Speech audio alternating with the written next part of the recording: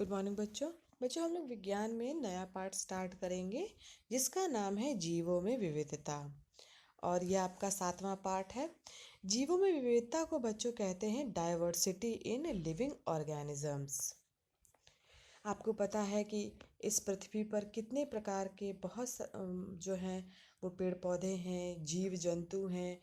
तो इनमें जो है विविधता पाई जाती है। कोई भी जीव जो है दूसरे जीव से बिल्कुल भी मेल नहीं खाता है, उसमें समानता नहीं होती है। ठीक है। तो इसी वजह से जो है उनमें जो पृथ्वी पर है कई प्रकार की जो है वो डाइवर्सिटी यानी कि विविधता पाई जा रही है। तो चलिए बच्चों स्टार्ट करते हैं कि पृथ्वी पर जीवन जीवों की विविधता के रूप में परिलक्षित है। यानी कि यहाँ पर जो आप जीवन देखते हैं पृथ्वी पर, वो इस वजह से है क्योंकि यहाँ पर जो जीव हैं उनके अंदर बहुत सारी असमानताएं हैं और विविधता भी पाई जा रही है। वास्तव में अचरजकारी है जीवों में विविधता। जीवों की विविधता ने हमारे ग्रह पृथ्वी को विशिष्ट पहचान दी है, अन्यथा यह ग्रह भी अन्य ग्रहों की तरह नीरस हो जाता है। यानी कि यहाँ पे क्योंकि हमारे पृथ्वी में बहुत सारे अनेक प्रकार के जीव पाए जाते हैं, इसी वजह से ये अन्य ग्रहों से एकदम अलग है। नहीं तो ये भी जो है नीरस की तरीके से दूसरे ग्रहों की तरह नीरस हो जाता। पृथ्वी पर जीवन बच्चों 3.5 अरब वर्ष के समय में अन्य अनेक प्रजातियों की भी उत्पत्ति हुई है। अनेक अनेक बाद में विलुप्त भी हो गए हैं। यानी कि पृथ्वी पर बहुत सारे जीव आए भी और वो विलुप्त भी हो गए। जीवाश्म अध्ययनों से ये ज्ञात होता है बच्चों कि ये प्रजातियां अब हमसे विदा ले चुकी हैं। लेकिन जब आप उनके जीवाश्म यानी कि उनके फॉसिल्स यानी कि जो बचे हुए उनके जो अवशेष है कहीं पे वो दबे अगर मिल जाते हैं, तो उनके अध्ययन करते हैं तो इससे ये पता चलता है कि वे अब इस दुनिया में कहीं पे भी नहीं हैं और वे यहाँ से पूरी तरीके से विलुप्त हो चुके हैं। तो सामान्य रूप से जीवों में विविधता का अर्थ होता है बच्चों की जीवधारियों के विविध प्रकारों से। यानी कि विभिन्न प्रकार के जो है जीवों की जो उपस्थिति होती है यही कहलाती है जीवों में विविधता। अपने पर्यावरण को देखने पर कहीं भी हमारा जो साक्षात्कार है अनेक प्रकार के जीवों से होता है। कुछ को हम देखते हैं और कुछ की आवाज़ें सुनते हैं। कुछ से हमारे परिचय उनकी विशेष गंध या स्वाद से होता है। सभी जीवधारी एक दूसरे से किसी न किसी रूप से भिन्न होते हैं। यहाँ तक कि सभी मनुष्य भी एक दूसरे से आसानी से विभेदी किए जा सकते हैं, अर्थात कुछ न कुछ विभिन्नता पाई जाती है। इसका अर्थ है बच्चों जो जीव होते हैं वो जो हैं वो उनके अंदर विविधता होती है, वो एक दूसरे से मिलते जुलते नहीं हैं। आप जब भी अपने चारों ओर देखेंगे तो विभिन्न प्रकार के जीव दिखेंगे, जैसे कि चिड़िया है, चिड़िया है, चिड़ियों में भी आपको विभिन्न प्रकार की चिड़ियाँ दिखेंगी। जो पालतू जानवर हैं जैसे कि कुत्ता है, बिल्ली है, गाय है, भैंस है, इनमें भी बच्चों बहुत सारी विविधता पाई जा रही है। तो इनमें एक जैसी जो है समानता नहीं होती है।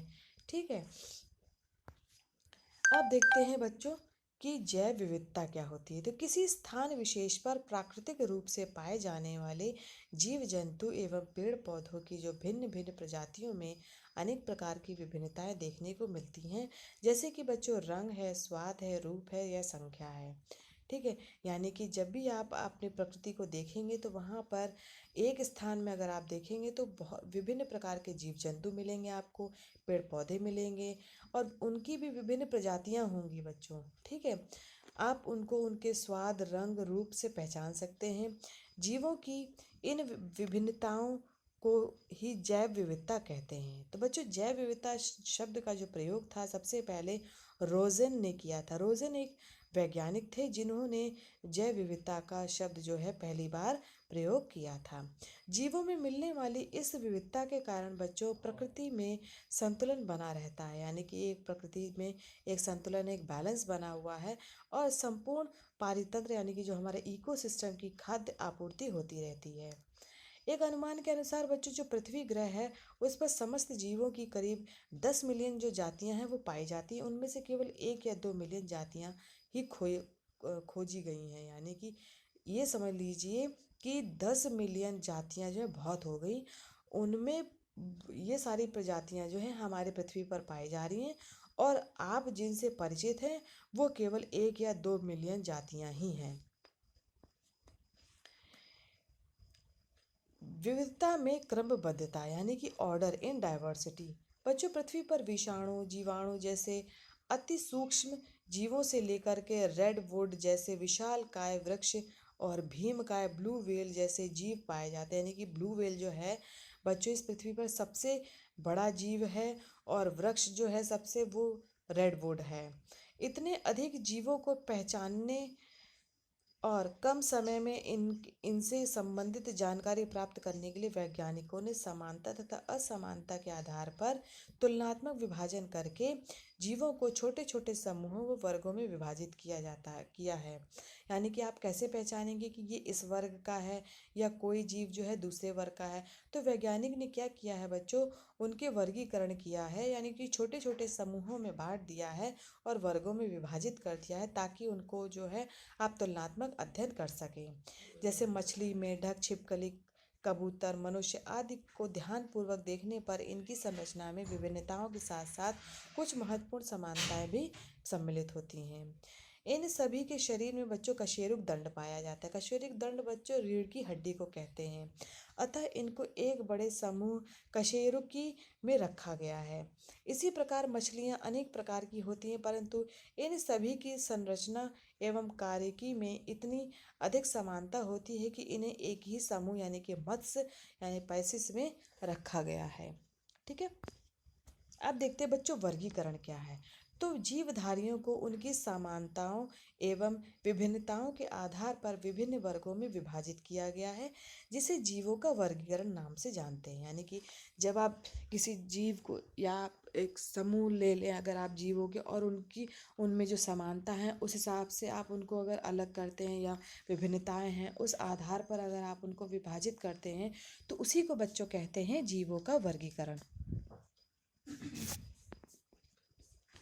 जीवधारियों को सुविधाजनक रूप से पहचानने तथा मानव जाति के लिए इनकी उपयोगिता जानने के लिए जीवधारियों का वर्गीकरण अत्यंत आवश्यक हो जाता है। यानी कि अगर आप उन्हें आसानी से उन्हें पहचान लें, या उन जो मनुष्य हैं उनके उपयोगिता के लिए उन जो जीवधारी हैं उनका वर्गीकरण किया गया है, और इसीलिए उसकी आवश्यकता हो जाती है कि आप वर्गीकरण उसका करें।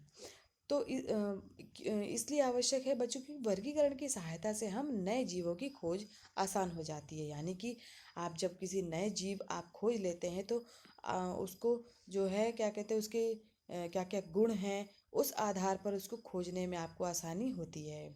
इसकी सहायता से किसी वर्ग के सभी जीवों के अध्ययन में सुविधा होती है बच्चों।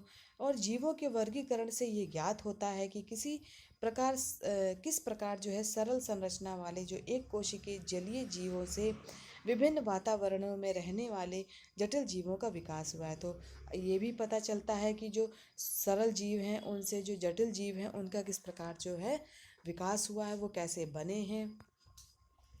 जीवों में पाई जाने वाली आकारिकीय समानताओं एवं विभिन्नताओं के कारण का पता चलता है।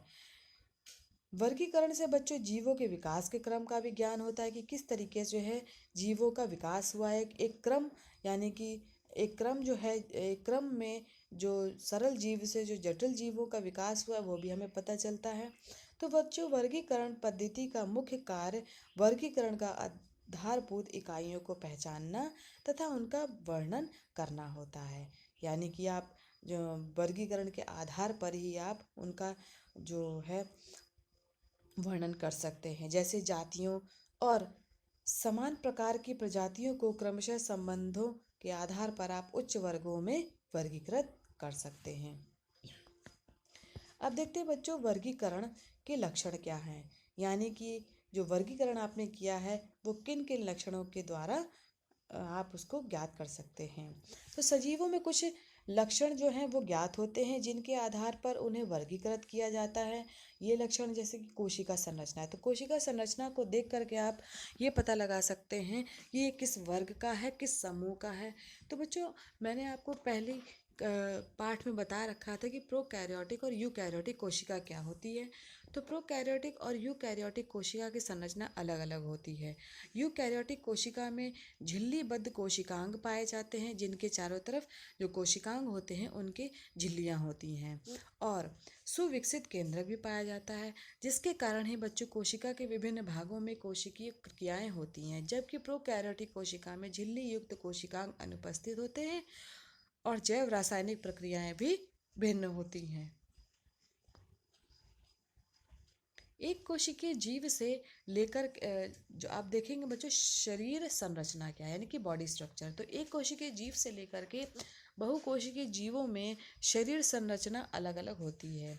समूहों में पाई जाने वाली कोशिकाओं में किसी जीव का निर्माण की क्षमता पाई जाती है। यानी देखिए कि जब भी किसी जीवों का विकास होता है तो एक कोशिकीय जीव से बहुकोशिकीय जीव में होता है, और एक कोशिकीय जीव की जो संरचना होती है बहुत ही सरल होती है। लेकिन जब बहुत सारी कोशिकाएं एक साथ मिल जाती हैं और जब वो कार्य करती हैं तो एक जीव का निर्माण होता है, यानी कि बहुकोशिकीय जीव का निर्माण होता है, और किसी जीव का निर्माण करने की उनके अंदर क्षमता भी होती है। ये कोशिकाएं बच्चों श्रम विभाजन प्रदर्शित करती हैं, यानी कि जो कोशिकाएं होती हैं उनका अलग अलग कार्य होता है। जैसे आंतों का कार्य अलग है, हृदय का कार्य अलग है, तो इनके अंदर श्रम विभाजन होता है, और ऊतकों एवं अंगों से मिलकर के अंग तंत्र का निर्माण करती हैं।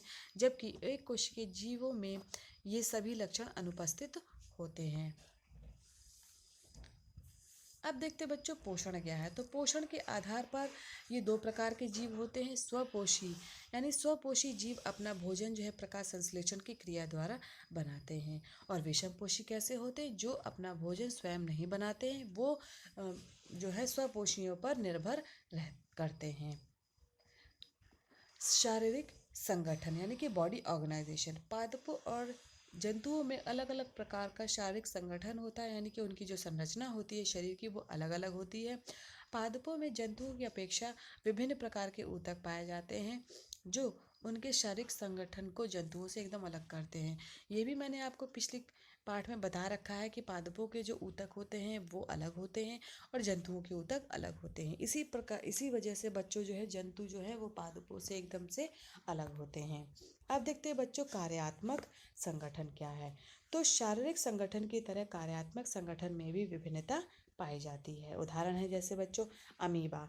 तो अमीबा के गम नांग यानी कि कूटपाद यानी कि स्यूडोपोडिया होते हैं, जबकि मनुष्य में गमन के लिए पश्चपाद होते हैं, यानी कि लेग्स पाए जाते हैं। जैसे कि मैंने आपको बताया था कि जो अमीबा होते हैं वो एक कोशिकीय जीव होता है, लेकिन वो एक जगह से दूसरी जगह कैसे जाएगा, तो अपने जो शरीर के जो कूटपाद होते हैं जिससे कहते हैं स्यूडोपोडिया, उसकी सहायता से वो एक जगह से दूसरी जगह जाएगा। परंतु जो मनुष्य हैं उनके अंदर ये बहुकोशिकीय जीव होते हैं, इनके अंदर पैर होते हैं यानी कि पश्चपाद होते हैं, जिनकी सहायता से वो चलता है और एक जगह से दूसरी जगह जाता है।